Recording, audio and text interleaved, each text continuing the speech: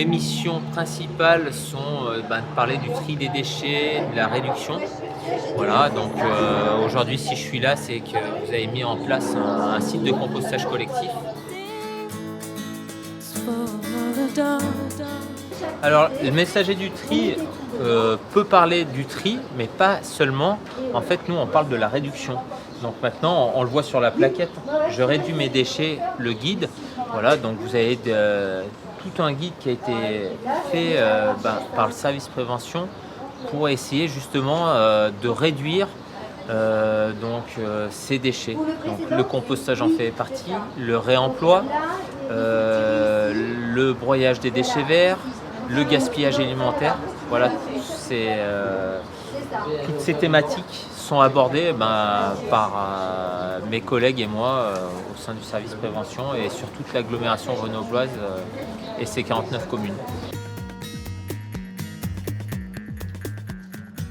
Donc le composteur partagé, en fait, c'est comme le dit son titre, il est partagé, donc ça veut dire qu'il y a plusieurs utilisateurs et que l'utilisation est différente d'un composteur individuel, où là on va retrouver, par le fait d'une obligation réglementaire, 3 composteurs autour du bac de remplissage. Donc le bac de remplissage, c'est celui que les usagers vont se servir pour amener leurs déchets.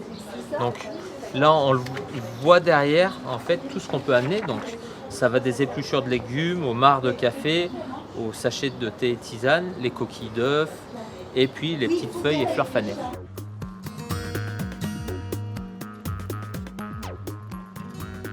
Alors, la poubelle marron, en fait, c'est obligatoire parce qu'avec la loi de transition énergétique, on doit trier nos biodéchets à la source, nos déchets organiques.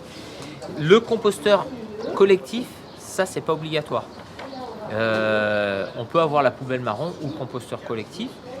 En fait, le composteur collectif vient du fait que certaines personnes s'engagent en suivant une formation de référent. Donc, il faut 2 référents minimum par site en pied d'immeuble pour pouvoir monter un site de compostage collectif. Pour les composteurs individuels, là, il n'y a pas d'obligation. On explique à chaque personne qui va avoir son composteur ce qu'il faut mettre dedans. L'objectif étant de valoriser ces déchets parce qu'un déchet organique, c'est 30% dans la poubelle grise. Donc la poubelle grise, avant, tout partait à l'incinération. Là, la poubelle marron partira au centre de compostage. Ce compost pourra être valorisé et être utilisé par les habitants de la métro. Et puis sur un compostage individuel, on peut se servir justement de son compost comme engrais dans son potager, au pied de ses arbres. C'est le premier pas dans le compostage de remettre ses déchets dans cette poubelle marron. La poubelle marron, en fait, les gens qui ne peuvent pas composter participent collectivement à composter et en fait évite aussi un tiers, donc 30% de la poubelle de ces déchets qui allaient dans la poubelle grise et qui étaient incinérés. Voilà, donc on donne de la valeur à nos déchets. Donc celle-ci, c'est la poubelle jeterie qu'on retrouve depuis 1992. Donc dans cette poubelle, là on a fait un document plutôt simple où on retrouve ce qui est recyclable, donc la poubelle verte, et la poubelle grise qui est non recyclable. Donc dans la poubelle verte, donc 3 grandes familles qui se mettent dans cette poubelle, donc tous les emballages métalliques, donc les canettes, les boîtes de conserve, le papier et le carton, et les emballages plastiques. Donc depuis 2016, on peut mettre tous les emballages plastiques.